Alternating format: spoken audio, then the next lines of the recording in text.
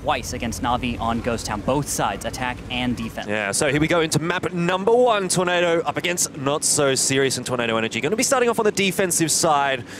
Not So Serious, of course, going to be rolling out on the attack. And I'm just having a look across the tank lineups here, not really noticing anything too out of the ordinary. Almost mirror is the only thing to take away from this. And what you see is Nesqui versus Monty. Monty and Coca-Cola are in WZ-111s. And you have Applewell as the only WZ-111 and the Batchat AP with Nesqui. So will Nesqui be able to overcome the fact that you're losing out on a good 250 hit points? Or will that mobility come into play? We shall see whether or not that's going to be important enough here. Seeing the double WZ-111s coming out here for Not So Serious. They are making their way towards that northern flag, the 1 flag, and I think the WZ-111s, or the double WZ-111s, if I want to make that sound a little bit awkward, does kind of give away where you're going to be pushing. Yeah, it says we're going north. We're probably going to do the traditional 1 cap, throw some guys on there, pressure you out. Hopefully you're not set up for it. Take the brawl in the main city. Exactly, but look at that setup immediately from Tornado. They've recognized that. They've got 3 tanks watching down that alley. Not So Serious, for their own right, though, have recognized the setup of Tornado. They've backed off now, and so at the moment it's kind of a bit of a mind game between these 2 teams. Not So Serious, they wanted to go to that 1 flag, but they've found out the setup of Tornado. They've said, okay, we don't want anything to do with that. Now they're backing off and they're going to try and take the assault somewhere else. Yeah, and what you need to take away from this, the reason these guys are so good is most teams would have made the mistake of already engaging or peeking out and taking damage before deciding to abort this strategy. You have to respect the fact that Not So Serious saw that this was not an equitable move before they even got close to making it and backed off. Again, a push coming out here, though, from Tornado. They want to find some information here. They want to figure out what Not So Serious is doing, because at the moment, they're the ones that's actually dictating how this game is being played. Even though they've taken a bit of damage, Not So Serious hasn't taken any. I still feel as though Tornado's actually dictating how this game is starting to play out. They're really forcing Not So Serious into a poor position. Yeah, and what we know, and what I'm glad you pointed out, when Tornado decides to push up like they are, like this, what they're trying to do is prevent that tempo from being dictated. They're trying to take control back, because when your opponent decides to leave, you sit there, you wait, you get passive, right? And then your opponent shows up somewhere else, decides to dictate the pace now, and you've lost control altogether. But if you chase up your opponent like Tornado is, that's Tornado saying, we're not going to let you tell us everything. We're going to punish you for leaving and reconnoitering here. And now we do have a bit of a re-engagement. Nuclear's taking some damage. Looks like, again, he's going to take another 499. Yeah. Not going so hot right now for Tornado. Definitely. I have to be a little bit critical now of Tornado, because they were making the moves, and it was okay that they were trading a bit of health in doing so. But now I feel like they've started to trade just a little bit too much. This deficit is becoming a bit of a problem. Yeah, it's the scales are beginning to tilt past acceptable for Tornado right now. They're losing out on simple corner games is the problem on this one. When it's mouse versus mouse, ideally this should go much more even. We shouldn't see a 12k versus a 14k health pool difference right there. It really should be closer. And now the gap is widening even further, down to 10k hit points. And there goes Server. I didn't expect him to go down that quickly. No, definitely not. No. Not So Serious. They're very, very happy about that. Gives them the tank advantage. They've got a big pool of health to play with here, but there is a bit of a trade coming back here in the favor of Tornado, actually. It's starting to equalize a little bit, but as I say that, Not So Serious start to put the pressure back on Tornado. Another tank goes down. Griffin isn't going to last too much longer here either. As soon as Lolvo is off the reload, in fact, not even then, Coca-Cola picking him up. Only 1 kill coming out so far here for Tornado Energy, and Not So Serious. They've started off very, very nicely here on Ghost Town. Really looking like they're playing sharp today. Yeah, it looks like Tornado, what looked like a strong play by chasing up the Not So Serious reconnoitering right there. They're retreating and trying to redeploy there. They kind of got sucked into a vacuum more than they really punished Not So Serious for giving ground. And as it is now backfired, there's not enough guns on the battlefield for Tornado. They're just gonna drop 1, 2, and it's all done for battle number 1. Yeah. Rather one-sided. Not. Oh, the ammo rack. I like a good explosion. Little insult to injury. So that's going to be the end of round number 1. With victory to Not So Serious. Yep, but we still have Nuclear, of course, still in the battlefield, just sitting on 220 hit points. Sorry to jump away. It's just a second before the formality of there death. We go. There we are. But everyone knew. Everyone knows. Yeah, we saw handshakes coming out before it was over. Yeah, pretty much. That's where you go on Ghost Town if you know it's over and you just want to be as annoying as possible about it. There's only like 1 or 2 holes between those buildings you can fire through. Yeah. NSS picking that one up, so now 1-0 in their favor. And I'm impressed by how that one turned out for them. I think they played that one pretty well. It seemed as though they were reading the play quite well. And even though Tornado Energy was trying to force something there, they weren't falling for the trap and they weren't allowing that to happen. So really good work from NSS. Having a look at the post-damage stats, there's nothing too crazy coming out here. Mouse. But T57 heavies as well. We'll focus on the high performer. That was Nuclear there, putting up solid damage blocked and dealt. So showing that he understood how to angle at the appropriate times, keeping track of other players' reload timers, because of course you can't see it, but players at this level just inherently understand what someone's reload is at. You know, there's just this internal clock, and all of a sudden it's not even like you're thinking about it going, okay, they've got 1 second left on the reload. Yeah. It's just a feel thing. It's almost like when you're standing on the edge of a cliff and you can feel the fact that you're that close. Yeah. You know, you can feel the fact that something could happen. When you've played 50,000 games of World of Tanks, you kind of just get this little bit of a, I suppose, for lack of a better word, sixth sense. Well, they also literally have... I know. I knew I was digging myself into a hole, but it was too late to dig it out. You should call it a seventh sense. Yeah, really. A seventh sense. Let's go with that. But they just know these things. Yeah, it's just how it goes. Now, we've switched sides, and we get a chance now for Tornado to take the attack. Now, as we have that slight little lull, I didn't get much of an indication that either team wasn't really in a good spot. Tornado's still in a good mood. Okay. That's fist bumps and handshakes coming out. They're ready to go. Battle number 1 is a loss. Happens. Yep. Just happens sometimes.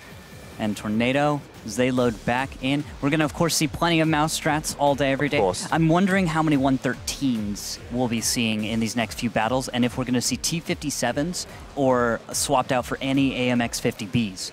Those are going to be some of the things to watch for as adjustments these teams are going to make from their traditional strategy. I'm a very big fan of the T57 Heavy actually on Ghost Town. I like the 50B, but to me, the T57 Heavy, it just fits Ghost Town a little bit better. I like, because it's nice and fast firing. You can just peek up and get more damage out in those tiny windows that you're going to have. Because the map is so small, you don't need to rotate around it quite as much, particularly on the defensive side here. But it does look like Tornado have picked up a couple of T57 Heavies now. The one thing that I do want to actually mention here, the Object 416 of Nesqui, not something that we'd see all that often actually on Ghost Town. A very, very flat tank though, so I wonder if they're going to be putting that onto one of these caps here and trying to get a bit of early cap pressure going on. Yeah, it's great as a tank that you can place rather close to enemy lines and get passive spotting because of its profile, right? You turn it around in the back of the turret, you spot from the very tippity top of the back of that turret, and you can hide the tank in some cover that otherwise isn't accessible to any other tank, especially at tier 10. Maybe if you had like an ELC or something, maybe I'm thinking, or something like that. I would love to see an ELC. Yeah, it's just too bad. In a WGL game. It used to be before the last patch, maybe viable, but there are better choices at higher tiers, and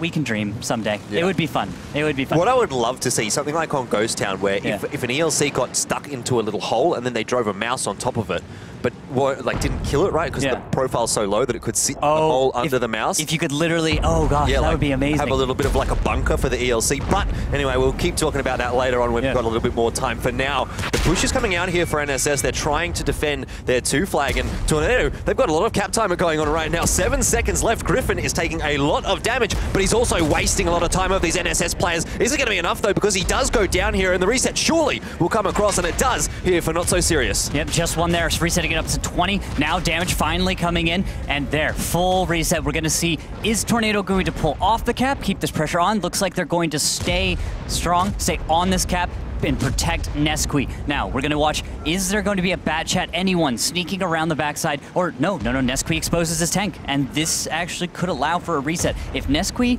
can avoid taking damage, I think this might turn into a victory for Tornado. Look at the control. Look at Diodor, off in the southwest there. He's going to keep any flanks coming that side, and on the other side, we've got Nearyu. Nearyu's holding off as well, and if he can keep just kind of posturing like he is right now, that's getting us closer and closer to victory. There's 5 seconds left on that cap timer, and we need to see Not So Serious come in for the reset here. They haven't quite managed it. There we go, a big reset comes out. I think that was actually onto Server, but regardless, at this point, Tornado are doing so much damage and Not So Serious in such a difficult position. The health disadvantage that they've got is going to be probably a little bit too much for them to come back from. It might just. Not So Serious, though, if they can find the right damage. This is mouse meta after all, right? So just 1 or 2 bounces on the right tank at the right time turns everything on its head. But you're right, it's razor thin. the difference between victory and defeat right now for Not So Serious. They have to play perfectly. Server is finally down, but Nesqui, you see he gets reset and now taken down. That feels like it's it. Tornado, I don't think, can really finish the cap. They're going to have to focus on other objectives, getting the kills that are important. And it's now 4v4. Monty starts to become a bit of a problem here, actually, for Tornado, because when they try to start chasing down these Not So Serious tanks, because obviously they're on the attack, they need to chase down these remaining 4 tanks. Obviously, what you think you're going to see from Not So Serious is maybe they're going to back out, set up some crossfires here for Monty, and Tornado's going to have to try and push into that UDES, which is not a very fun time. Exactly. I'm glad you said that, because that's often been the focus. You've got that tank in the backfield. You don't want to take him down because you're on defense. You don't want to risk that losing out on the opportunity to draw a battle. But with 6 minutes left, I feel like this is one of the scenarios where if you felt it was necessary, taking Monty off the hill could be the call. But if you back off and you can create those crossfires, amazing.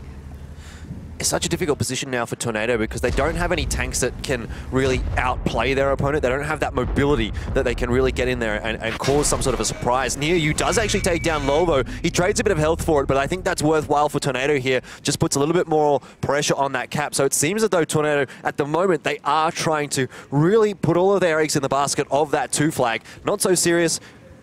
Actually, the pressure's going to be relieved because Tornado have pulled off it. Yeah, it gives some ground. And now, oh, look at that. Makes it easier. I was going to bring up the fact that Nearyu, with 539 hit points in a T57, fires a little bit faster, of course, than the 50B, right? Yep. So against Shotnik, who was at a 2-shot, he would more likely win in a 1v1. So because he just got a mouse kill, he could follow it up and kill Shotnik in the 50B. But now that Shotnik's taken a shell, he's 39 hit points. This is an easy fight for Nearyu or Diador to engage with. But Coca-Cola got to play it safe. It does make his little jump just fine. Yep. But look at that. That's 2 tanks on the side of Not So Serious that are easy kills for our T57s. A nice mobile tank. You were saying earlier this is something you favor on Ghost Town, and there's the reason why. Yeah.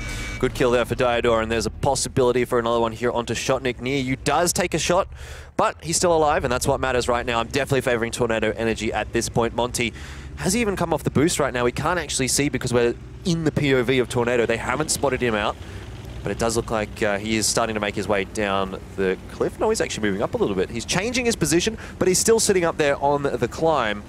But he's going to have to come down eventually, surely, because you can't rely on Shotnik here just to get that reset. No, it's not possible to land the shell, especially because Nearyu understands. He already knows. They know where Monty is. They know he's up there in the northwest, right? They're going to take cover and avoid it. Monty, he can try to do what we've seen in North America once or twice with those amazing long shots of the UDES. Yeah. That get the final kill. Well, he's going to have to do it quick here because there's only 7 seconds left on that cap timer, and Shotnik is in no position at all to be getting a reset. He is being covered off right now by Diador, and I think this one is going to be finished off quite easily in the end, actually, there by Tornado Energy. So a good win for them to bring it back to 1 apiece. Not too much to read into there after Ghost Town. Even Steven at this point. Yeah, just good start for both teams, able to show they're here. They're motivated, and we'll have to see how this one turns in the next battle. But let's take a second to take, what have we learned so far from the state of both of these teams? It seems like everyone's feeling good, but I don't know if I see any weaknesses that I want to point out yet. Anything that you're seeing right now? Not really. Like, yeah, honestly, for the moment, I'm thinking this is just pretty standard play. Tornado has kind of sort of outplayed Not So Serious a little bit there early on in the piece where they put so much pressure on that cap. Not So Serious was forced into poor positions. But in reality, it was nothing out of the ordinary. Yeah, it was very straightforward play. I liked seeing stuff like that. Look at this. Shotnik in that 50B. 4,200. He was alive very late, though. Yes, but he did his job excellently. And look at this, Applewell falling up second, but we'll look at that later. Now, down at the bottom, damage dealt Nesqui in the Object 416. So he didn't actually have to do all that much damage. That wasn't his job. But unfortunately, the loss of that cap pressure, he could have done better. Altogether, though, if you're looking at the Object 416 and you want to ask the question, did he do a good job? Was it successful? Yeah. I think so. Yeah, the damage happened. The advantage was gained, and you don't have to win by cap. Cap can just be the tool you utilize to get your edge, to force your opponent to make a move which is better for you than it is for them. Yeah, you don't need to put all of your eggs in that one basket. It is a tool, not necessarily a means to an end, I suppose. But at this point, moving now onto Prokhorovka, I believe. Perhaps not. No, I think Deja Vu here. Is it Proc We've or got is it Muro? Prokhorovka in the server, Murovanka on the stage, so we'll find out soon. It's the either or. Two field maps, semi-field maps. We shall see. Could be a placeholder, but also the two maps look almost identical from the sense of like video footage if you glance at it, because it's the same like color palette. Yeah. Yeah, and a little more maybe brown or something in Proc, but that's getting into the weeds with that one. But if we go to Prokhorovka, we'll be seeing plenty. We might see a few little bit of Artie. There might be a few S tanks here or there. Probably not too much UDES, but we do see those for occasionally. Yep. We'll see. Might get to feature a few of the new Tier 10 lights in scout battles, which is always fun to see. I come from scouting, so whenever I can see I'm a big scout player as well. Scouts really feature their skills, you know, when they can show us how they can just make those brutally efficient scout runs and that perfect passive position, or the discipline of not firing at 70 meters away. Yeah, I'm kind of sad that the RU251's not really a thing anymore in WGL because it was. I really enjoyed actually watching the RU251. I don't know what it was that I liked about it. I guess maybe because it's fast. And I suppose there are replacements for it now, but there was a lot. It was just a cool tank. Yeah, and a lot of skill went into performance, right? You couldn't get a whole lot of results out of the RU if you hadn't practiced it. You couldn't just pick up the tank and shoot things and do okay. And and think of that as like with a mouse, there's so much to it. But if you just pick up a mouse and you start shooting things, it's just such a good tank that you're still going to get something out of it. Yeah, but with an RU, it's very, very easy to waste your entire potential. And watching pro players play the RU, yeah, I see where you're coming from. It's beautiful sometimes. Yeah. Just watching them like pick the perfect path so that they lose the least amount of speed going uphill, or making that perfect loop just appearing for a moment before deciding to finally disappear. Very, very cool. But it is actually going to be Prokhorovka that we're going on to here. So, the second map is going to be that field map. And so we've gone from a city map now to a bit of a field one. Both teams currently quite evenly poised. Have we seen them play this before? Actually, I haven't seen Prokhorovka all really at all. I haven't sat down for a proc match at all. This will be my first proc, and is it yours as well? Actually, I'm looking at my notes, and I'm pretty sure I haven't casted a Prokhorovka game at all. Is the last proc match that we saw in the group stages? Perhaps it was. I think it must have been. So this is actually quite late in the finals that we're seeing Prokhorovka finally starting to come out. And as a map number 2, this is the point in the match when you're going to try and turn things on their head. Maybe you get to catch a lead. Look at this, though, from Not So Serious. It looks like a full press right to the middle, old school style. Let's take the brawl and see what we can do. Now, problems with that, of course, are looking at this lineup. You've got 2 S-tanks from Tornado, so they're set up defensively to receive an aggressive push. On the side of Not So Serious, if they decide to go up and over with this, it could backfire. But we shall see. Mistakes are going to be where this one starts.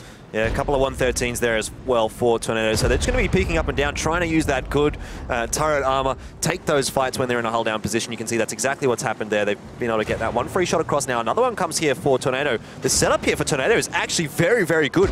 Because they have control of that hill, there's a good crossfire setup for them available, and you can see how much damage they're being able to do to all of these tanks. Yeah, and it's almost impossible to spot a tank hidden up on the hill on the east side there. Nesquik is also going around to the south to get another angle to punish, and that's going to force Monty and Beowulf up and over. It looks like it's going to be the full press right into the crossfire. Will the S-tanks deal enough damage, or will Diador and Server die for nothing? Just Cause is just about to go down after taking down Diador. Server will be next. Whoa, the ammo rack. It wasn't too big of a deal anyway. He was a one-shot, but still nice to see the explosion coming out. I don't think that's worked out too nicely at all for NSS. They walked right into that shot, into the angles of the S-tanks. Like you said, they'd already taken so much damage from the hill as well early on in the piece, and they just did not have the map control. Now, they have traded effectively. As I say that, though, they lose a second tank. So now it's even in terms of the tank advantage, and Not So Serious. They have a massive deficit in terms of the health, and really you have to give credit there to Tornado. They forced the issue. They forced NSS over that hill there. They had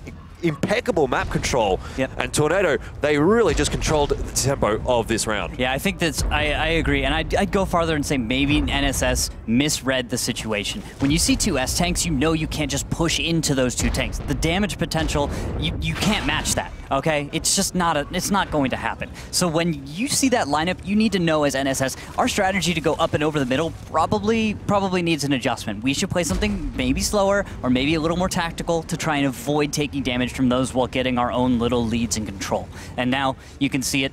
There's 4 tanks alive for Not So Serious, 1,000 hit points, 3 times as much health on the side of Tornado. This is a bit more of a one-sided win in that sense, a more defined victory for Tornado in battle number 3. Yeah, definitely. And the great thing here for Tornado at the moment as well is that they have both Nesquik and Applewoww alive with enough HP to be able to trade a little bit. So they have the luxury of being able to do something like this. Whereas if they were on a one-shot, they maybe wouldn't have been able to do that. Hasn't probably worked out quite how Nesquik would have wanted. He would have been hoping to take down at least a 1-for-1 trade there, but it's not quite worked out that way. Yeah, that was actually one of those moves that shouldn't have happened for a moment. It looked like he could have gotten away with it, but then there's playing loose, and there's playing a little too loose. Yeah. It is, yeah. So Just Cause in a bit of a difficult spot here. He needs to get that tracking shot to make sure that NearU can't peek over the rails. Uses up one of the important shots in that clip of his autoloader, because if he fires another 4, he's going to be a sitting duck for the next 30, 35 seconds. Yeah, now the battle that we were just calling is finished. Might take a few minutes to actually wrap itself up, because, well, NearU is at full health, right? 1,800. An S-Tank that gets caught out in the wrong way, you know, just tracked and maybe put on his, and you side scrape it with a bat shot or something, that can go from full health to nothing without dealing any damage. If Applewoww, same thing, a little easier even still. But if they can keep NearU and Applewoww straight onto the enemy tanks, so whatever they engage, they should be fine. Yeah, and pretty much all of these tanks are a one-shot for Applewoww, maybe with the exception of Coca-Cola, depending on what the role is like for the Batchat AP. But it's still winnable right now for Not So Serious. They just need to find the right angles, kind of sneak in there and force some mistakes out of Tornado. That's the thing. They need to try and force some mistakes here from Tornado. And I feel as though the best possible option really for NSS at this point might be just to get on that cap and make Tornado come to them, because NSS, they're not really going to be able to achieve too much peeking over the rails like this. Yeah, cap might not be a bad idea. And also not exactly showing yourselves, or maybe kind of follow me here, but kind of faking that weakness. If you show up and you get on the other side of these tracks and you're Just Cause, for example, if you're back a little ways like this, that's the kind of hole that you leave if you want your opponent to cross the tracks without checking for you. Yeah. Because it's just far enough. But just far enough to not be proxy spotted. Yeah, and I love that he does that, because he's just far enough for that already. And we were talking about, all right, what do they do? What do they do? It's actually just that, Just Cause. Beowulf could maybe back off, because getting spotted tells your opponent you're there. Tornado, being the defender, is just going to say, well, maybe I won't approach that way. But if you leave, maybe they'll think that's a vacant position, they can advance, take it, and a bit of an off-color position might work out for Not So Serious to pick up a kill here. My major concern right now for Tornado is the fact that they've got 2 of those STRVs alive, as opposed to another bad AP or another 113, something like that. The problem with the STRV is it can at times not be a particularly flexible tank, right? So in a situation like this, it is going to be difficult to actually use the STRV to the fullest of abilities. And I feel as though Applewoww at this point has to be the one that is going to be doing the lion's share of the work for Tornado. He's going to have to, yeah. As a Batchat, you're the only one with a turret. You're the only one who can, you know, flexibly deal with a lot of tanks, change targets rather quickly. NearU and as you were saying with Griffin, they've just got to find a place to set up and sit. And look at this. This is the perfect example right there of how inflexible the S-Tank can be. It's a good play from Tornado, but NearU's side is exposed to almost everything else. Nice kill. Perfect timing there from Applewoww, getting it. And that's such a crucial kill as well, because it now allows him to move over those rail tracks, get a little bit more control towards the northern part of the map. NearU, he's going to be the bait here. He's got a bit of HP to play with. He's going in first. Applewoww following up and seeing if he can get in there for a reset. They've got plenty of time to play with, and this is the key moment right now. Yeah, and you're going to see, is Beowulf going to be able to find his way into this fight? Because everything now on Tornado is spotted. Engagement against Coca-Cola is going to go down, so nice. And then followed up with Shotting. Beowulf's not going to be there in time. So NSS isn't going to have the support fire to do anything about this. Too much hit points on Tornado. And, well, that was textbook. That was textbook tactical. Right after the other. Just focus the targets, take the exposed ones, knock them out. Tornado just waiting as long as they had to, or as long as they could. And then when their hand was forced by NSS, they decide to push forward. They make it work for themselves as well, and that's going to be 2-1 now in the favor of Tornado Energy after the first round of Prokhorovka. They did win on the defense, moves over to the attack in the second round here on Proc, but that looked pretty good really from NSS. I liked how they controlled the map early on in the piece. I liked how they played that one late in sort of the clutch situation, I suppose, if you want to call it that. And it just seemed as though it was working. It was flowing nicely for Tornado Energy. Yeah, I think the big criticism, the thing to point to, of course, for this battle is NSS took an engagement, forced an engagement they shouldn't have. They really had no business walking into 2 S-tanks. It doesn't matter if you have an overmatch. Even with 2 S-tanks, there's enough damage right there that you're not going to win. Not in the long run. Not with that.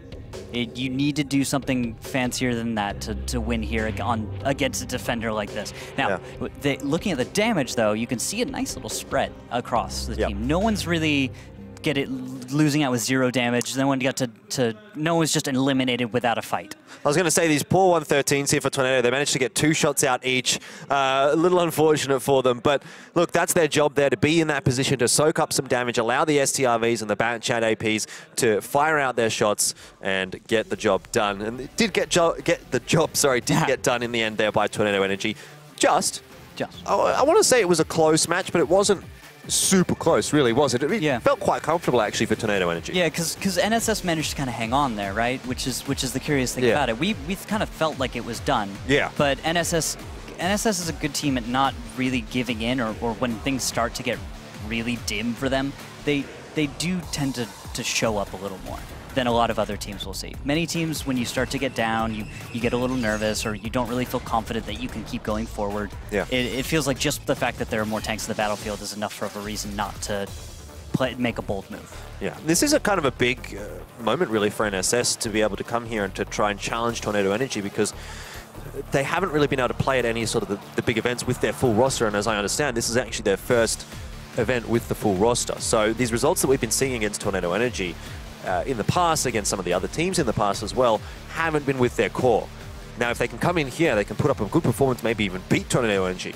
Then there's a lot of those questions starting to be answered here by NSS. Yeah, and that says even more about the potential for them to go beyond this match, which, and I mean, to be fair, if they go up against Ding, that's a real possibility. I think both of these two teams here, NSS or Tornado Energy, are going to have a very, very good matchup with Ding. Similarly, I think Ding's going to have a good matchup with either of these two teams as well. I'm really expecting that the final, however it ends up being, is going to be very, very good. But heading on to Prokhorovka here, round number 2 of it, it's Tornado Energy leading with a 2-1 advantage right now. And I want to talk about the lineup here. Look, you've got a Jagdpanzer E100.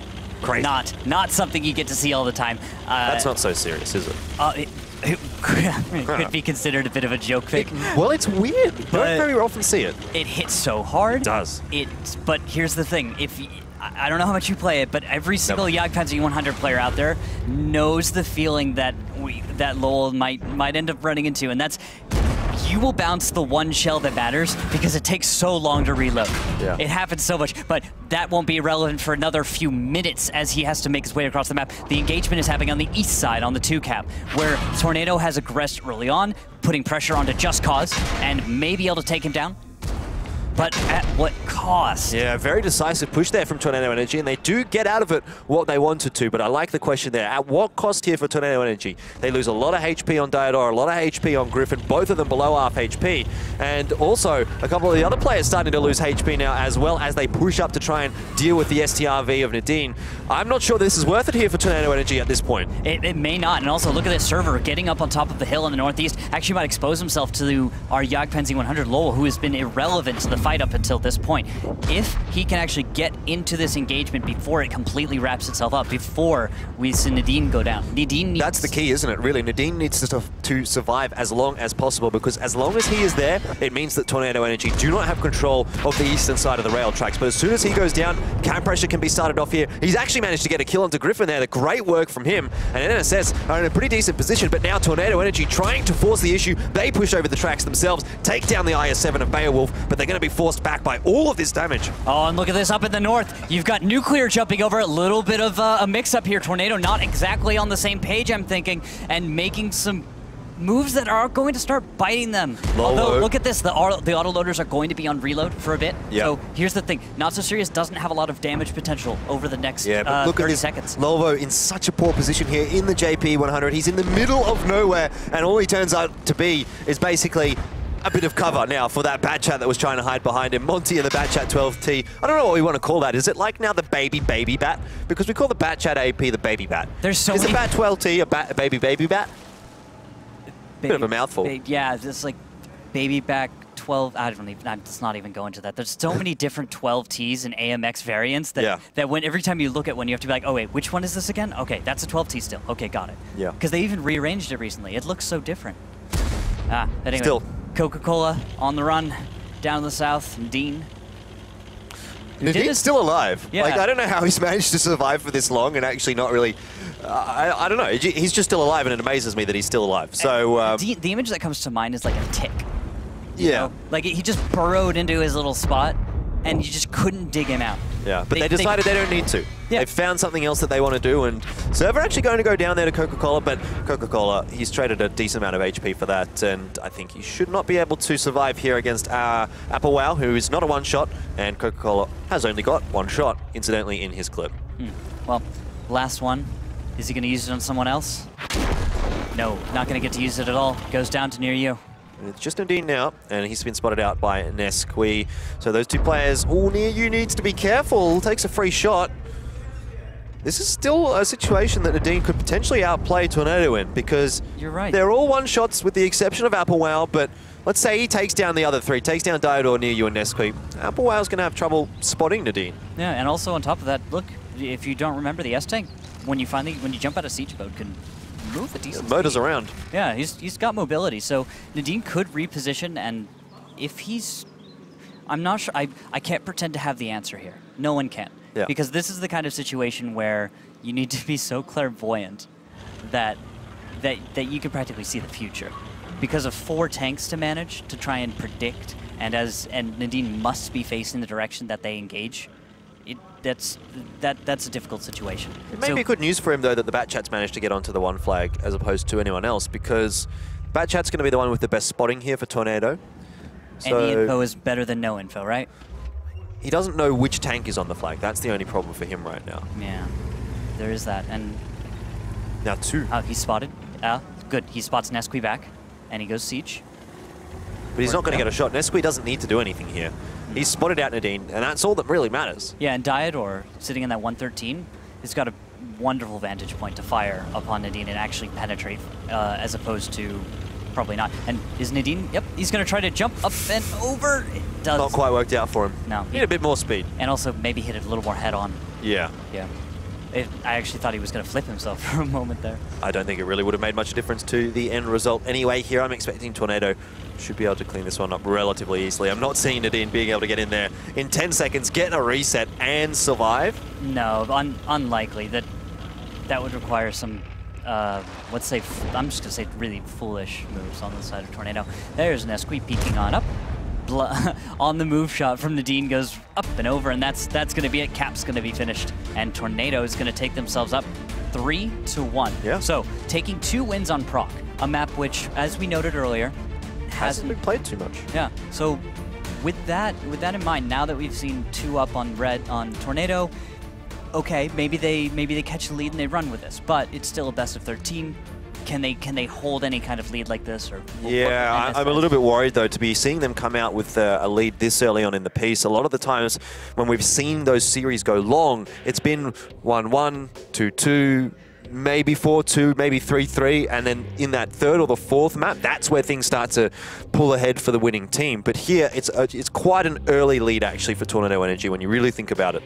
Yeah, it's a bit soon to maybe call it yet, especially to these caliber. But we want to play around with the idea of momentum, because in a long series like this, there are a number of factors like that, especially when it came to map picking and all of that, and the lineups we're going to see chosen, the strategies brought. If you get incredibly aggressive and bold, it's a great way to kind of exhaust your team or stress them out. If you just go aggressive, intense strategies, you can slow stuff down sometimes, especially if you're Tornado and you have a lead. You can play it safe on defense, or you can maybe decide, okay, we'll play something a little more typical, take a few more minutes, make sure that we don't make any mistakes, play everything perfect, let our opponent who's down, who's feeling the pressure, make those mistakes, because Not So Serious is going to feel the pressure to perform right now. Yeah, come back in the definitely. series. Moving on to Mines as the next map as well. So a bit of a change up. Again, the play style of all 3 maps that we've seen so far, or that we will be seeing, I suppose, in the case of Mines, they're not the same, really. They do play out quite a little bit differently. Yeah, Ghost Town's very much about the textbook tactical, right? You have these corners, you have this terrain. How do you approach? How do you break an opponent sitting in X or Y position, and all of that? And you could practically formula out almost every move. With Proc, it's very open, very fluid map in that sense. You're playing around with terrain that's subtle, more so than on the very, Ghost Town where there's buildings and stuff. And then Mines. Mines has Climbs. the weirdest terrain. Yeah, the climbs being the primary. I'm glad you said that one. And then, of course, the contrast west side with water, having to play around with various types of terrain, and how that affects your mobility. I like Mines. I do like Mines. I think it's quite an interesting map to watch, particularly with those climbs, because they are quite impactful in the attacking side, actually breaking the defense.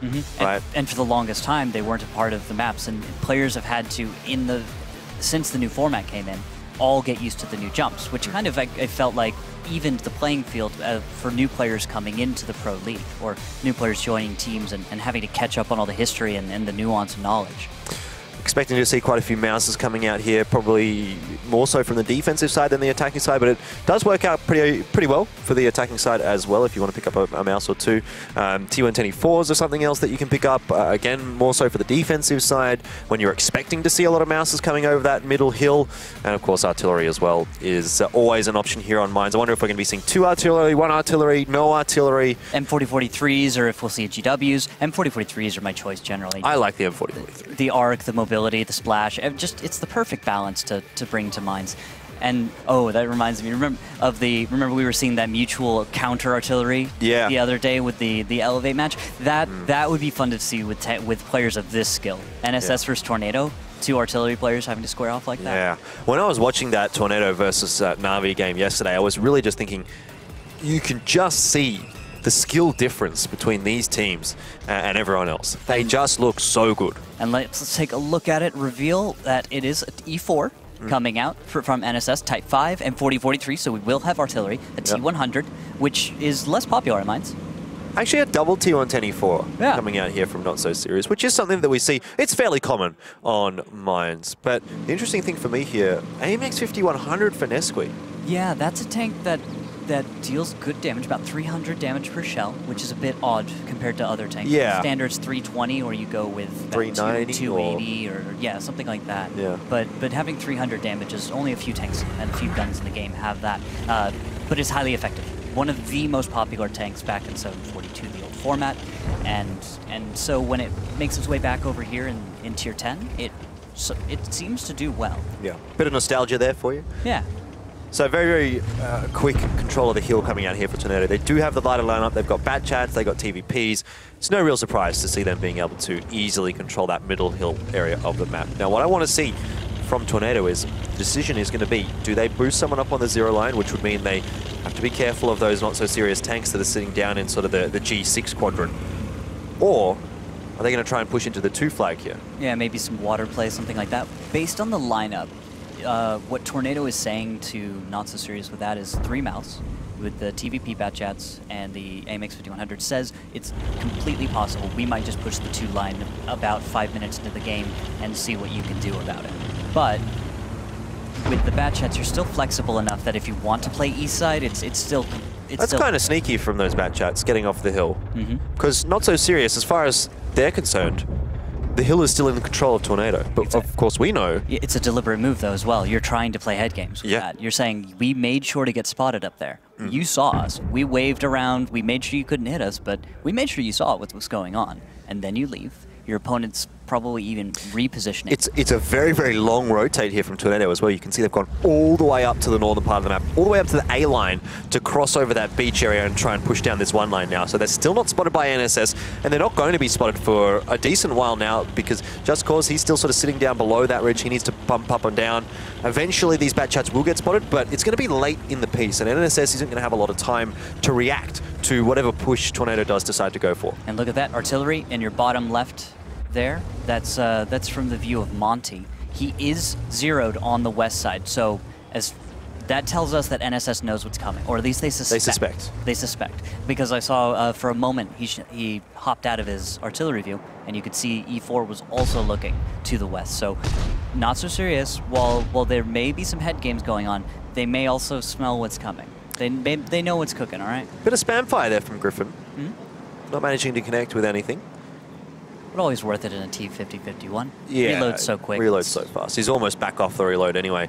Double mouse pushing here as well for Tornado, so it really does seem as though the full commitment is going to be down this 1-2 line. And you can see Nesqui and Diador, they're sort of still hanging around in that mid area. I mean, they're quite crucial there as well to deny the rotation coming across from Not So Serious through the eastern flank.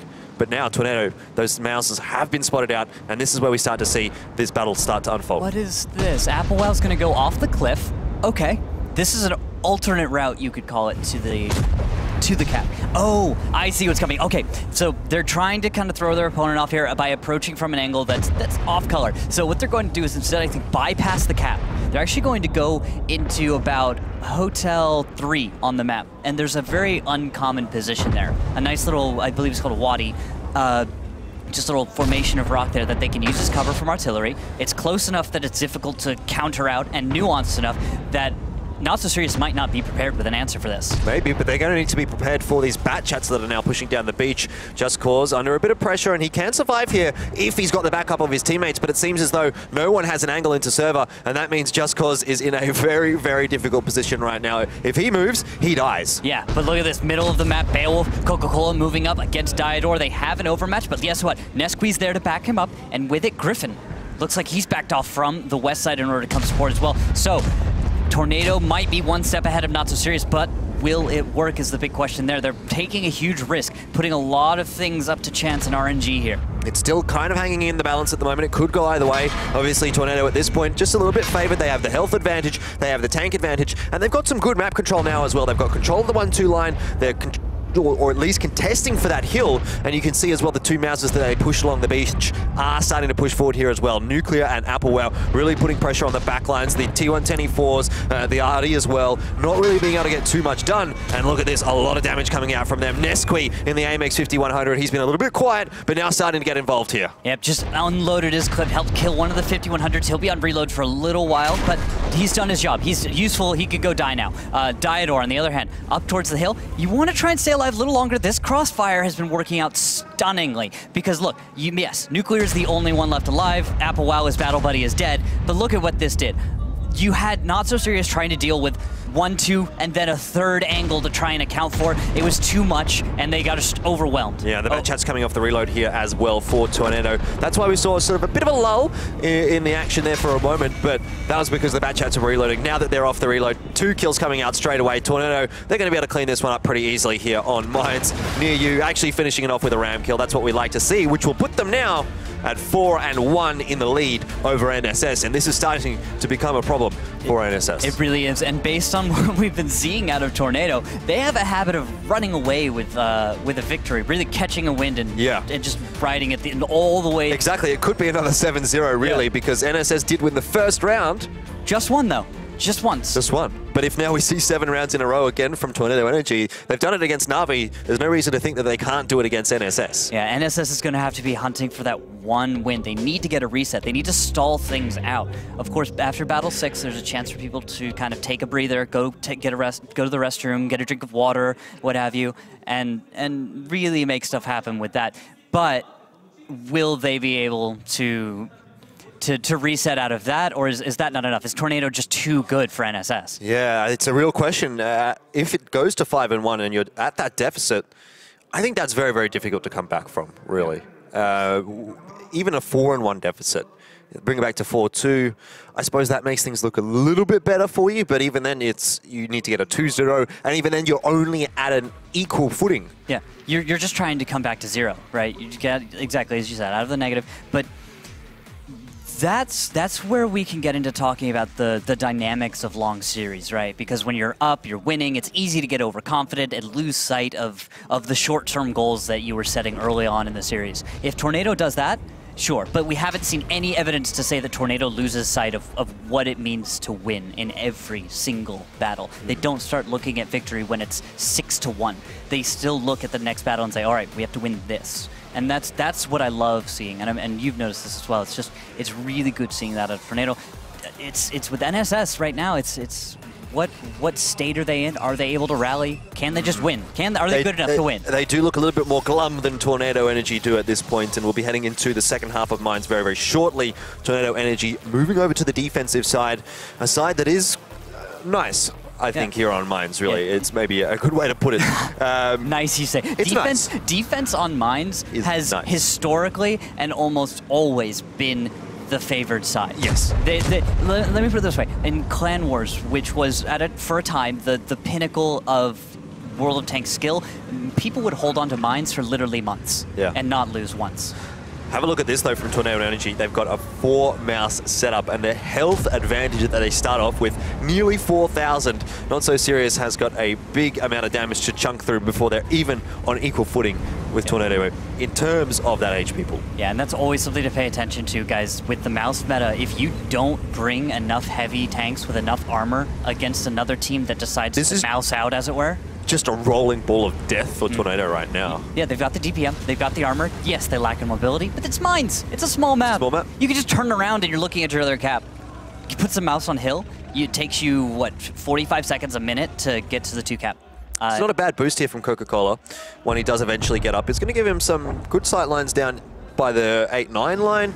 Into mid as well, if the Mouses continue to push over. And Not So Serious are starting to control the western side of the map too, so it seems as though Tornado have really not got too much map control, and that's what you would expect out of a slow lineup like this. Yeah, Coca-Cola, I'm glad you brought him up, because he actually could be the one to save it for NSS. So something about Mines is the fact that you can look at a few areas of key control. If you control the eastern side of the map, as we are seeing the Mouses from Tornado start to do, if they get into the high ground above the 2 cap, where all of the Not So Serious tanks are, it's easy to box in and control all of those tanks. You just don't have to get too aggressive. You play a little passive, you don't let them get away with too much, but if Coca-Cola is in the backfield when that happens, he can actually light up the mouse and actually deal enough damage to possibly open up some angle on the north or south for a recovery play by an NSS. Well, Tornado Energy at this point, they're not too keen on that. They've decided to push forward in towards the 2 flag,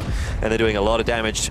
Well, they have done a lot of damage to Nadine in the T110E4, taking a little bit in response, but at this point, Tornado is actually winning this trade, even though they're the ones forcing the issue. Yeah, it's 16K versus 12K. Percentage-wise, it's a larger chunk of NSS, and on top of that, any gap that Tornado forces in hit points is that much more important than it is for NSS to really just try and get on cap or play the mobility game. They need to deal damage. They just need to deal a lot of damage. And I'm getting less and less confident, though, as I'm getting more and more confused about what's going on. I've never seen that kind of aggression out of 3Mouse. They threw away the high ground advantage in favor of setting tempo, but there's a lot of ground to cover before they get the kills. That works. I suspect what they were trying to do there was just soak up a few shells now and allow their Bat Chats to come in from the side late on in the piece.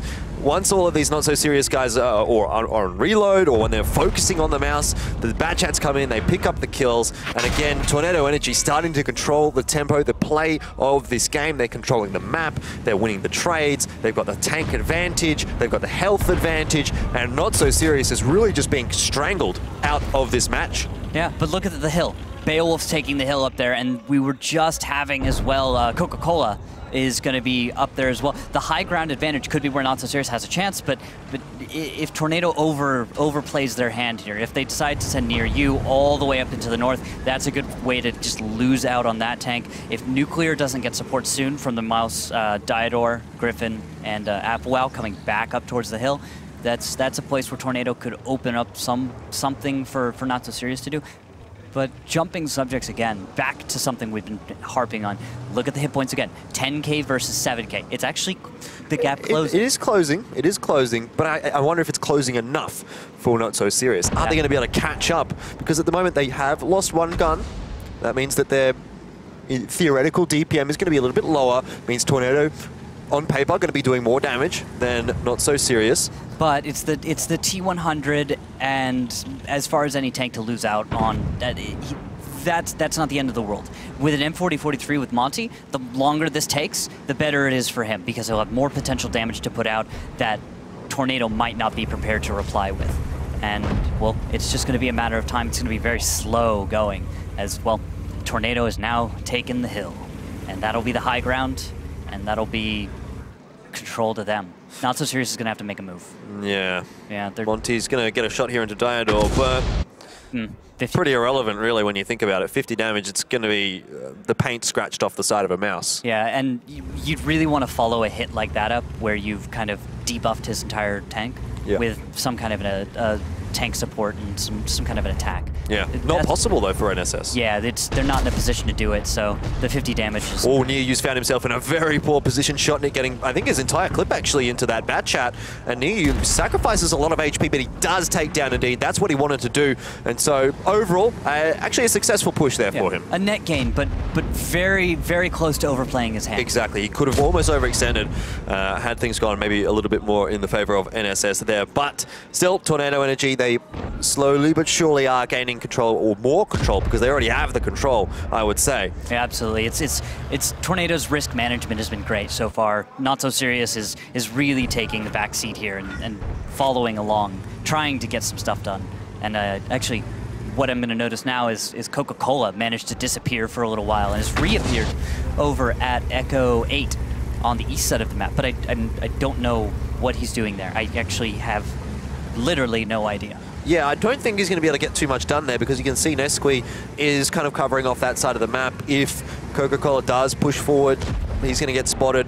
He's in a bat chat that has barely any HP. His teammates are going down around him, and he's not getting anything done. So for me, NSS, I think they're going to be bowing out of this round here, and I think we're going to go through to a 5-1 for Tornado at sort of the halftime break. Yeah, that's what it feels like, hugely favoring Tornado right now. They might be able to do what they've already done to Na'Vi in absolutely stunning fashion, which is just run away with his lead. That just seems to be their style. But what will happen if Not So Serious can stall them out, if they can pick up one win in this? That'll be the question. I'm waiting to see, do they rely on momentum so much that one loss throws them off their game? Maybe it's not even just the momentum. Maybe it is just the skill of Tornado Energy is too much to deal with. The play of Tornado Energy so far today has been looking very, very good. Very few mistakes coming out from them, and they've really looked like the team that has, of course, been better, and that's evidenced by the scoreline, 5-1. Oh. Monty finds himself alone in the M4043. Not a single tank has been lost so far for Tornado Energy, and one would expect not a single tank will be lost by the end of this round, because Monty might not even get a reload off here. Yeah, this is an ace at this level of play is baffling, and it looks like Neeyu spamming his reloads, which is what that little sound was there a second ago, I believe. Is you can make some fun sounds happen. But there we go.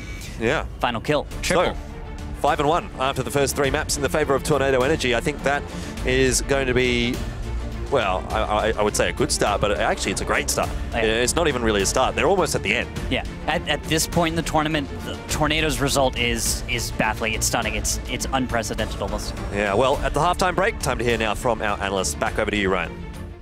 Well, this is surprising. I was expecting quite a longer match drawn out between these two, and already we have Tornado taking a huge lead, 5-1 here coming into the midway mark. I did warn you that skill level is really hugely on Tornado side, experience also. I expected about 7-4 because I saw NSS really perform well, but it doesn't look like they can really match the aggression of Tornado. That's the main issue. And tactically, they are a compact team, they're really good. I think they can beat almost anyone. But Tornado is just another level.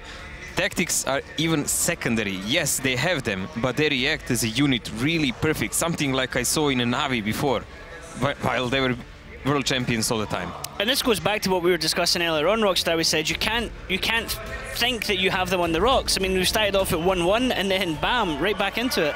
Yeah, well, back-to-back, the game's on Mines, just a completely impressive out of the Tornado. He was talking about how skill level came into things and it wasn't so much the strategies. On Mines, I saw nothing but the strategies winning that there, and the coordination that they ran those strats with just really set them apart from NSS. And right now, NSS just don't have the answers. Yeah, I mean, we started on Ghost Town. It's a favourite map of a lot of us to cast. You tend to get a lot of one-sided brawls, but that went 1-1, and then going after Ghost Town, we went into Prokhorovka, which, interesting on Prokhorovka, both casters said they can't even remember casting one. I don't think we've seen it all tournament. This one is a really interesting game. Super aggression from NSS, super risky considering you have 2 STR VTDs. When you know that someone has them, you know they're lined up usually on the rail or in the forest. I think they were hoping that they're split up all over the map. and once they actually push, they can make a greater impact. Yes, they did catch 2 guys of Tornado here, but effectively you look at the difference in HP and positioning. It's like a short-lived burst, and after that it must be closing by Tornado. Well, and they push down into the low ground with an S-Tank on top on Overwatch, and that's the one thing that S-Tank is great at, is just raw DPM pumping out damage. And so there was no way out for them at that point. They gave up all their HP just to get 2 kills. So even though they got the kills, they gave up so much HP, the toll was paid so high that there was nothing they could do. Definitely the second game on Prokhorovka also was the similar, I mean, in fashion. We saw Jack Panzer, some guys were really surprised from the casters by Jack Panzer. So Jack Panzer, guys, is mainly used, you put him in a forest, it's a big chunk of metal, it has a huge gun. When you push with the heavy tanks as like a push force before the butt shots, they get split in half by 1 shot. It's really rarely that he will not pen such a shot. Of course, Tornado knew this and they immediately went on the other side. Nidin being on the top of that hill was really crucial factor. They almost lost the game because of him and his position, but they even managed to pull through like that. But what's most interesting for me, that's Mine's game. Mine's game that came, and I saw Randall really confused, and I would really like to show on map what they were actually doing, because that one is the one to watch for. Yeah, let's break down Mines, because tactically, Mojo, you were saying how absolutely fantastically it was done there by Tornado Energy when they isolated NSS. We've seen previously some of the teams using the classic tactics to put some mouses here, put the pressure in, attract fire, and then do something from the middle and so on. But that is flawed. Tornado did much better here. You can see them gathering up. You have a mouse here who will eventually just watch that no one gets the hill. 50-100 covering him so he doesn't get flanked easily. And these 2 mouse tanks are gathering to push over like this. And these guys here are like a pack of wolves, unspotted, just waiting there. This is their prime objective.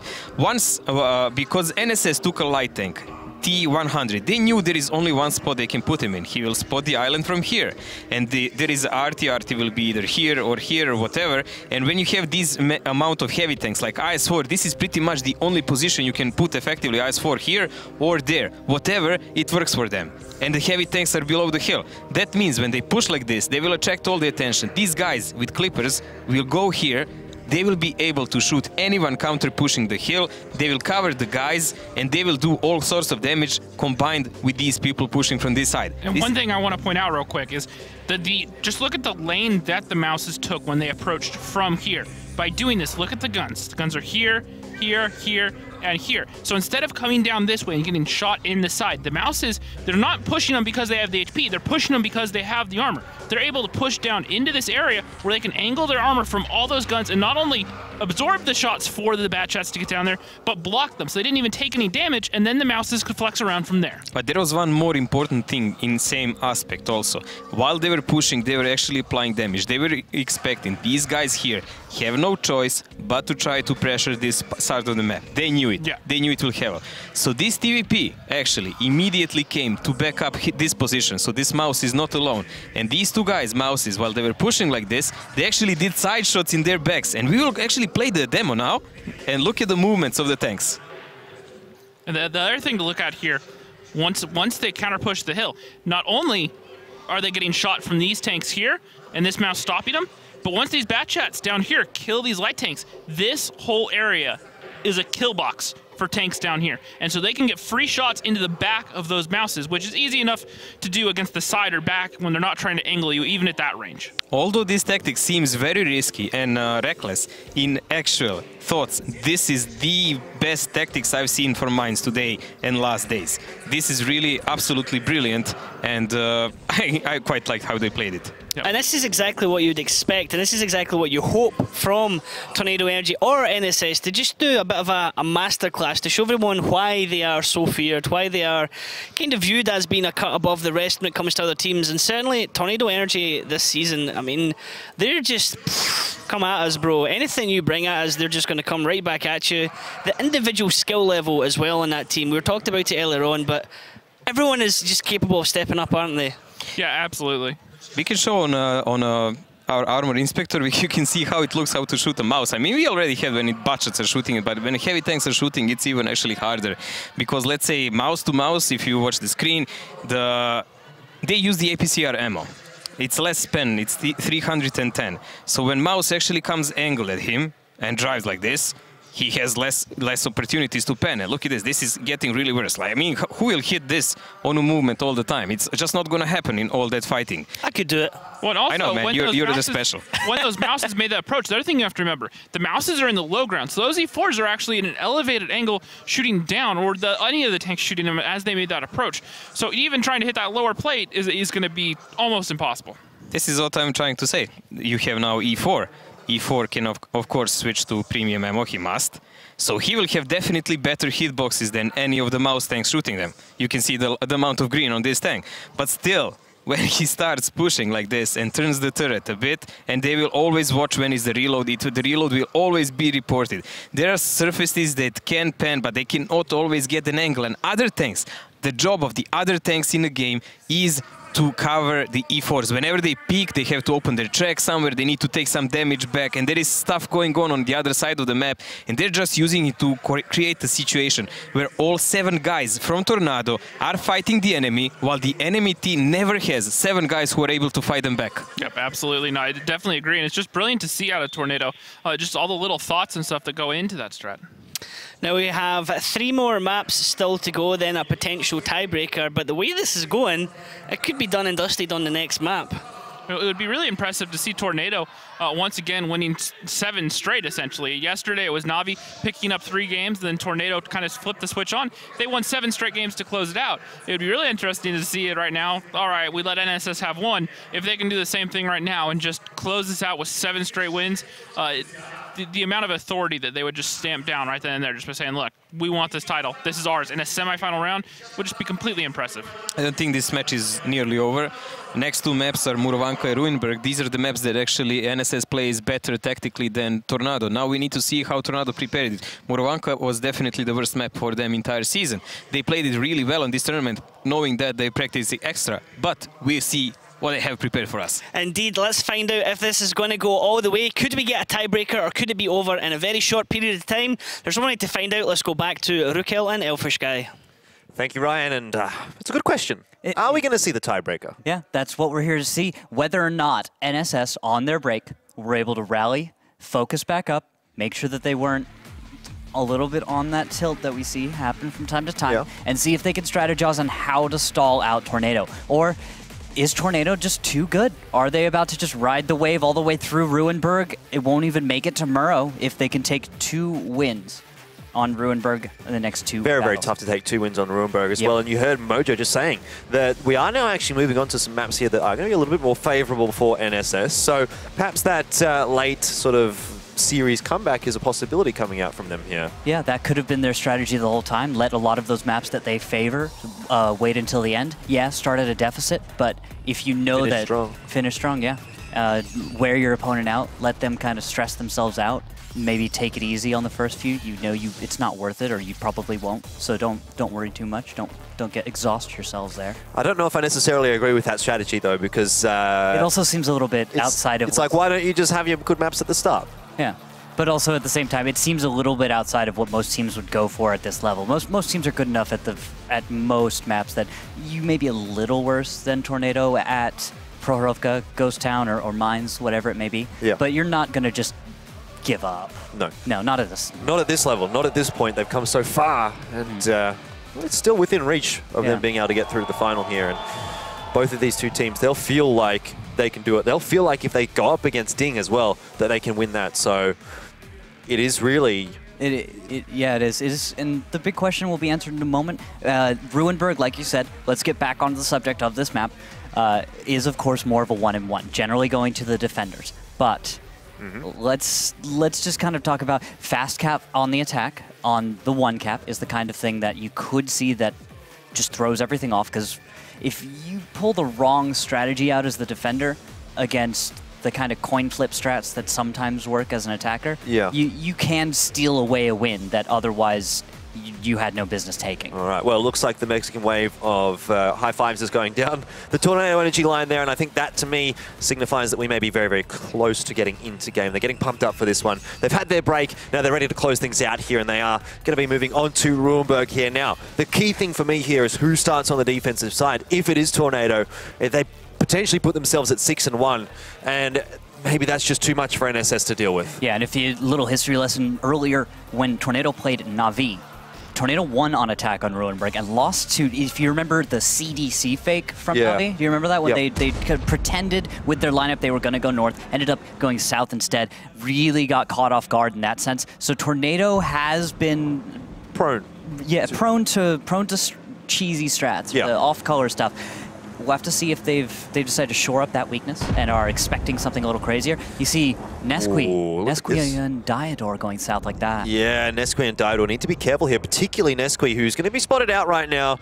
And he'll jump back over the track safely by the looks of things. Lots of early spots from both of these two teams. But lots of quick movement from both the teams as well. This is really good, though, for Tornado. They have a lot of intel. They know where not just those, 2 or 3 tanks at the beginning. They have almost all but one tank from Not So Serious has been spotted, detected, and accounted for, meaning Tornado can now formulate their plan, their counter, a little bit easier than Not So Serious can on Tornado. Tornado has only showed 3 of their tanks out of their full 7. Oh dear, Applewwow is getting very, very low. 113 HP for the 113, and now none, as he is going to be dropped, but there is a trade out. We see another tank going down for NSS. It's a 1-for-1, but it's a tier 9 for a tier 10. Favorable, in a sense, there for NSS, but how much more are they going to need here before they're going to be able to crack this nut? Now Nesqui very low, and he is actually a key player down in that sort of K0 position because he's a key spotting member for Tornado. If he goes down, NSS have a lot more freedom to move with. Absolutely, and look at that. We've got a 113 versus mouse fight. There we go. That's what you want to do as a 113. Get on the side.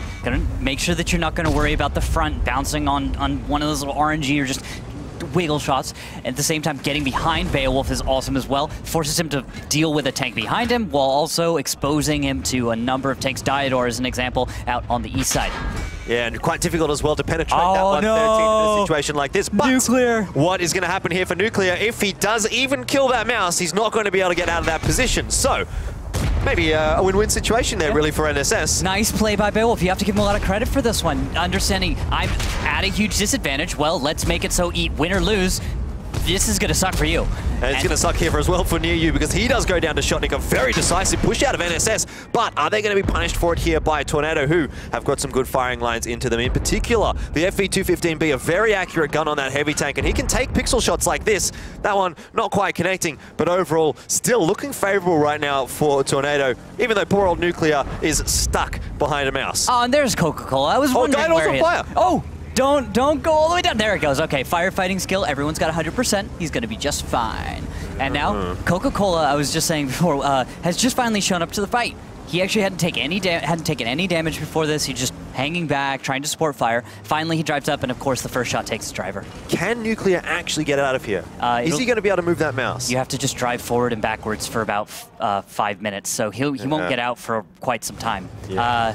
If he could get someone to push on the other side, so it kind of turns like a turntable. Yeah, maybe. Then maybe. But Tornado doesn't have anyone that they can sacrifice for that job right now. Griffin in the 50B, he's going to have to deal with a couple of tanks headed in his direction, and he's only fired off 1 shot so far, and he's already down to what is essentially a 1 or 2 shot. He's down now definitely to a 1 shot, looking very, very unhealthy after being full HP, and I don't think he's done enough there with that clip. He's really not seemed to have survived long enough for what happened just there. But a 1-for-1 trade, it's still okay for Tornado, but you still have to remember it's almost a 2v3 here in the favor of NSS. Yeah, and here's the thing. If Tornado can play for the clock with 6 minutes left, if they can keep killing time, it's incredibly difficult. But if we don't see Nuclear in the 113 get out of that mouse cover before this really wraps itself up, before this fight goes in the favor of NSS, he's making headway. If he can actually get out and he can stop the cap, that's great. But he also might run into a scenario where the fact that he's boxed in by a mouse is helpful because it prevents NSS from getting the final kill. Yeah, it really comes down to a bit of an interesting scenario there with him being stuck behind that. But Server is going to try and hold on to as much HP as he can, taking some okay trades, to be honest. I mean, he's got the health to play with here. And these 1-for-1 trades with these tanks that are low HP are worthwhile because it puts them now all on a 1-shot. Yep. And we'll see. FV215B of all tanks to handle the situation is one of the most optimal. It's got the high fire rate. Unfortunately, though, he's making it work, though. Yeah, actually, I was about to say he's getting beaten up, but he actually managed to handle and hold on quite well. This should be cleaned up pretty easily by Diador, and he does get that job done. The Batchat's good in that situation. 113 going down, and that is going to put Tornado at 6-1 now. NSS. this is their last chance, moving over to the defensive side of Ruinberg. I suppose if you had any single round and you only had one round, you'd probably want it to be the defensive side of Ruinberg, but even after that, then they have to move on to Muravanka. It's a tough uphill battle for NSS here. Yeah, probability is stacked against NSS. They've really lost it early in this one. Losing on Ghost Town, then Proc Mines, 2 maps in a row when you don't really make any showing is quite a statement to have. Yeah, Server in the FV215B doing a lot of damage, and always like to see that tank on Ruinberg. It seems to be really the only map that you do see it nowadays. It used to be picked a lot more, but I like it. I'm a big fan. I know, I'm as well. It's something I think that's underappreciated and really understated as far as a tank that deals a huge amount of damage. You could run a team of all FVs, and the DPM you would be able to put out would mean you could just look at any tank, even a mouse, everyone fires, most likely pens, and move on to the next tank. And This just was putting a good play from NSS, but not good enough. Yeah, exactly. Unfortunately, they got the couple of kills, but the response from Tornado Energy was so good. And that's what's been kind of the storyline throughout this entire series so far, is that NSS, they've tried to make moves happen, they've tried to do things, but NSS has always been, Tornado Energy has always been there, they've always been ready with a response that's been able to make it so difficult for NSS to have a favorable trade. It's almost like it's like when you have like siblings or something, a cousin, someone a little bit older, and you're trying to play any kind of a game like, you know, basketball, you try and do a change up on them, you know, pull some tricks out, but you're up against someone who knows those tricks and learned them literally years ago. Yep. And they're just like, no, buddy, sorry. You're just like, you're not going to do that. No, the ball, you can't throw the ball through between my knees and go around. Yeah. You know, you're not going to be able to pull that off, guy. I know what you're doing, and you may not realize just how well I understand what you're trying to go for. And that's kind of the contrast that's been coming off of Tornado NSS. I doubt NSS can get this next one from so many different perspectives. You think it's 7-1? I think it's 7-1 at this point. Yeah. I don't see how Ruinberg goes to NSS, not after losing that much in a row. How can you keep your team focused through that many losses? Yeah. That's not human. It's going to take some real mental fortitude here from NSS, but when the chips are down, the map does favor NSS here on the defensive side. So they have that small little hope, I suppose, to maybe take them through this one. But again, you just have to think, even if they do get through this, then where do they go from there? Because it is such a difficult task ahead for them. But we'll see. I'm gonna if it does come down to a win for NSS on this one, here's what happens in the only prediction I think that works. I think it's Tornado tries a strategy that, like many on Ruinberg, can be a bit coin flippy. Yeah. And it flops on the face of Tornado because they picked the wrong strategy.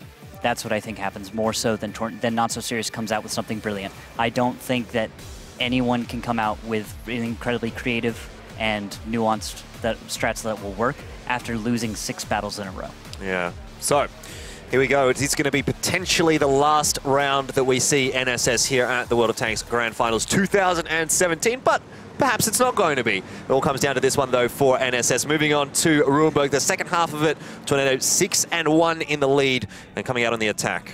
And the opening splits right now, we've got 2 Mouse on the side of Not So Serious and 1 on the side of Tornado. They'll be instead bringing a 113, 2 IS-7s, Batchat, and 2 Batchat APs on Tornado. Nice mobility mixed with armor and hit points. And then Not So Serious is going to have, with those 2 Mouse, 2 113s, a 50B, and a nice little French lineup there. So both sides bringing a good amount of potential damage, but... Oh, have a look at this. Very quick onto that flag here from Tornado. They've recognized the setup of Not So Serious is 1 flag heavy. They've got the IS-7s in good hull down positions. They've got 3 Batchats, or Batchats and Batchat APs on that flag. This is very early pressure being put on right now by Tornado. And this is actually, this could turn into what we were talking about with Tornado playing one of those coin flippy strats. Yeah. This is something that, when it works, oh, it's decisive. On the move, did you see that? Yeah, I don't know how he managed to hit that and pen it, but makes it happen. Hey, 113s are made of things that we don't even know. It's all classified. And this is the rotation being drawn across by NSS, and that's exactly what Tornado wanted. They can push off the cap now. They can get themselves in good positions here. The Batchats and the Batchat APs, they've all got full clips loaded. The IS-7s are in good spots here. They're going to try and take the overmatch in the town and try and take out these key, the AMX 50Bs, the Batchats, the Mouses, but they do lose a Batchat AP very quickly on in the piece, and NSS, they may be able to salvage this situation. I don't know at this point who's going to be favored, but it is looking good for NSS. It does look good, although rapidly their hit points are dropping on both sides. Yes, Tornado's at a deficit of about 2K, and it's consistently staying in and around that zone. Now look, at the French tanks on either team, Monty hasn't fired all of his shells. That's a lot of potential damage, not on reload yet for NSS. So yes, I give it to them as far as being able to take the result of this fight and go and follow through. And there it is, 4 tanks alive for Tornado versus the 5 of Not So Serious. And Monty now on 1 reload. 1 shell left before he's on reload. Doesn't finish off Applewell. That would have been just phenomenal for NSS. It doesn't matter. Applewell is going to get cleaned up here anyway by Shotnik. And it's just 1 tank left alive here for Tornado. So NSS, they will live to fight again another day. It was a decisive push really from Tornado, but did not work out for them in the end. No, it didn't, and that's what it was. It was a coin flippy strat. You go for one of those aggressive off the bat south caps, throw some mediums, try and force your opponent to push forward and then overmatch them, but no, there were some mistakes. Nesqui shouldn't have gone out on his own. The hesitation of his battle buddy, I believe that was that near you or Griffin? I failed to remember, but he had a battle buddy Batchat that didn't go with him when he crossed. They would have shared some of the damage and maybe been able to make something of their attack, but because you had a split there, because both players weren't on the same page, it doesn't matter who was right, you were both wrong. Yeah, so 6-2 after Ruinberg there, and the expected result, both teams winning out on their defense. I almost thought for a moment that Tornado Energy was going to be able to pull that one through if they had pushed into that town, being able to take down, focus down some of those tanks of NSS, but it wasn't the case, and NSS do pick up their 1 round. This is a rallying point for them. Can they turn this around and string this is a 5 battles. They have to do 5 more wins. And it's a tiebreaker, by the way. Yeah. So we have to look and also see who won the fastest on attack later on if it comes to that. But post-game stats there. Nesqui, see, 0 damage in this Batchat AP.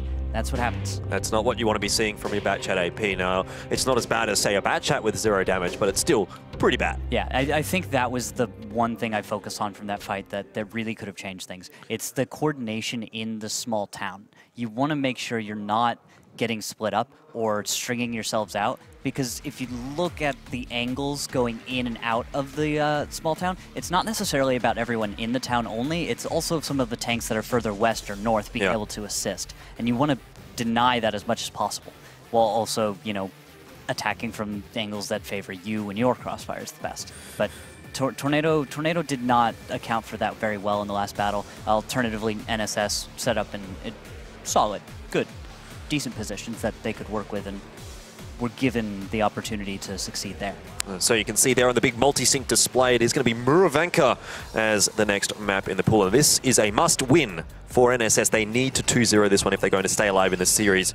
Need to remind everyone that Tornado Energy at 6, they only need 1 more round to make it through to the grand final, which would be against Ding, a team that they have faced in the past and a team that they have defeated in the past as well. But it all still comes down to winning that last round here against NSS. And it may not be the easiest of tasks, but we'll find out. Yeah, we'll see. Will they decide that this is the one and put all of their effort and all of their focus into trying to win here? Or will they just decide, hey, we've got 5 battles to do this, let's just figure out which one is which, that'll be the one we win on. It's a bit strange, though, as we saw in that opening shot, to see a mouse go east side. Most of the time you would expect that to be all mouse to the west, or maybe down the middle, somewhere in that zone, but Tornado's not going to play the typically expected strategy, and it looks like NSS is picking up on that. Yeah. They're picking up, because it's 4 mouse, a Batchat, and 2 Batchat APs. That's not normal. Usually you'd see something else mixed in. 113s, you know, you'd usually see something else to say. 4 mouse is quite a lot on Muravanka, really. Yeah. It's not going to give you much opportunity to be rotating backwards and forwards across the map, which we do see a lot of the time on Muravanka, actually. Teams will sometimes, they'll look at the 2 flag, they'll see what they can spot, maybe blind fire some bushes to try and find the scout tank. And if that doesn't work, they rotate back up to the 1 flag and try and push in there. But that's not really an option for Tornado. They need to get somewhere, and they need to commit to somewhere, because it's going to take them far too long to be rotating backwards and forwards across the map. Yeah, and then taking a moment just to highlight again what NSS is bringing in contrast. Because there's those 4 mouse, there's 17k hit points, but look, you've got only 1 mouse, the only heavy tank on the side of Not So Serious. The rest are all mediums and a tank destroyer. So this is going to be a situation that could unfold similarly to what we've seen numerous times before, where you bring a fast mobile lineup on an open map, but you run yourselves straight into a bunch of heavy tanks, and it doesn't matter. Bat Chats don't put out enough damage against the mouse, just mouse pack to really be effective. And we'll see if that's going to work out here, if the positions Tornado have taken are going to be strong enough as Just Cause and Coca-Cola begin focusing on Applewoww. Applewoww has been caught out here, but these two Bat Chats, they need to make sure that they pen pretty much all of their shots because they just about have enough damage between them to get the kill onto Applewoww, and they do manage to do that with their last shot available. Both the Bat Chats now on reload, and this is going to be the time for Tornado to try and bring things back in their favor. They have got a moment of opportunity, and they are going to take it. The Bat Chat AP starting to push forward here. Lowo under a lot of pressure. Also, Shotnik, he's not taking the damage at the moment. They're focusing on the Bat Chat, but he's going to be next. And for the moment, it's actually favoring NSS. As I say that, though, another kill goes the way of Tornado. It's 5 versus 5. But look at this. Coca-Cola on reload, Nadine on reload. Shotnik in the STB1 is now down. That's a consistent fire tank off the battlefield. And where is Beowulf? He hasn't gotten to do almost anything. He's outside of the fight, and that's exactly what Tornado wanted. They wanted the Bat Chats to run in, just waste their shells, and once they wasted them all on Applewoww, bring in your own fast mediums, clean it up, move on. Now, look at it. You've got 1 big heavy versus 3 big heavies. You've traded out a lot of lighter tanks on either side. That's what Tornado's been going for. NSS understood the risk. We're gonna have to see if it pays off. That's really where we're at right now. It's hard to read. Hit points, Tornado's got it. I'm just trying to figure out where else do we see the separation? One positive advantage here as well for Tornado is that they have 4 tier 10s as opposed to 3. NSS, of course, have the UDES still alive as opposed to one of their other tier 10 tanks. But the good thing for NSS themselves is that they have 2 Bat Chats available for them. So they have the outplay potential on these Mouses. Griffin does take down Coca-Cola there, so now they only have a single Bat Chat available to them. All right, but with small numbers like this, it is only 1 Bat Chat. But 1 Bat Chat can do quite a lot here. Yep. Unfortunately, of course, the cards are still stacked against Nadine to be able to perform well, because here's the thing. Bat Chats against Mouse, you can do well, especially if you can close the distance, but you can't dependably, as we saw highlighted by our wonderful analysis just before the match, you can't just depend on penetrating a Mouse all the time. It's tricky, it's difficult. Yes, you can know all of the weak points and how the dynamics work, but functionally making that work is of course always harder than it looks. So, jumping back in, Nuclear, little blind fire, and a little bit of a reset, a lull in the match for going to reload. I think Tornado at this point are just slowly trying to push forward, get a little bit of control across the map. They do have a lot of time to play with here, so it's not like we need to see any sort of rash decision-making coming out. No quick pushes, nothing crazy out of the ordinary. Yeah, don't hobble yourselves, don't wear anyone out, don't string yourselves out. Just straightforward, good tanking should win the day here for Tornado. And I like this from Tornado as well. They're going to get a couple of tanks, maybe even 3 even, onto that flag. At least Server and Diodor will be jumping on there, and that is going to force some sort of a response here from NSS. But Nadine in a very, very good spot over there to get some resets in that Bat Chat. Yeah, that might be Tornado walking into a situation that that works out against them instead of for them. Nadine's cut a good 30 seconds to a minute out of the normal response time to this kind of cap pressure. It actually looks like he's not going to go for flank fire from the east. He's actually going to move back to the south. That says that Not So Serious isn't confident on the support fire and tank presence in the south, and also probably the tell that Nadine would give away by firing. I think they're a little bit worried as well that if he gets spotted or if he fires a shot and is giving away his position, that they're just going to push right onto Beowulf, and that's exactly what's going to happen here for Tornado. They don't even have the information of where Nadine is. Well, now they do, I suppose, but they're going to push in anyway. Beowulf is going to probably go down here. It's just going to be a question of how much damage Nadine can get done. He needs to take down his opposite number in the Bat Chat, and he will be able to do that. Actually saves his teammate as well. Beowulf, not for too long though, as Server will be able to drop him. So now 2 versus 3, but it's 3 Mouses here for Tornado, and they could all be outplayed by a Bat Chat and a UDES, but the key is Nadine surviving. That is an amazing tracking shot though. That was perfect. Almost sinking a win right there, but Nadine has managed to save the hopes for Not So Serious with that play. He decided, I know they're going to push south. If they spot me, if I fire, I'm going to tell them, or I can just go. They're going to bank on it without necessarily understanding where I am. I can come in to support. So Nadine has to have a lot of props here. Yeah. Well, this is all on Nadine right now. As soon as he comes off that reload in 4 seconds or so, he needs to get the reset because Monty's not going to get there in time. And I'm not sure Nadine is going to have an easy time with this. He does spot out those tanks and he will fire the shot. It does connect. It does get the reset. I think it was only a tracking shot there, though. I don't think he did any damage with it. And he's fired off 2 shots already with no damage done. 3 seconds on the reset timer here. Nadine having a real trouble, and he actually goes down there as well. I think that's going to be that. Tornado should be able to close it out here, and I believe they have just managed to cap that one out. And there you go. 7-2 is the victory for Tornado over NSS. They're going to be putting themselves through to the grand finals against Sting. And in stunning fashion, I don't think I've seen a team like Tornado just run away, just catch momentum and just take that all the way to victory like a team like this. Tornado did that previously with Na'Vi, losing 3 of the first battles, but then immediately taking that and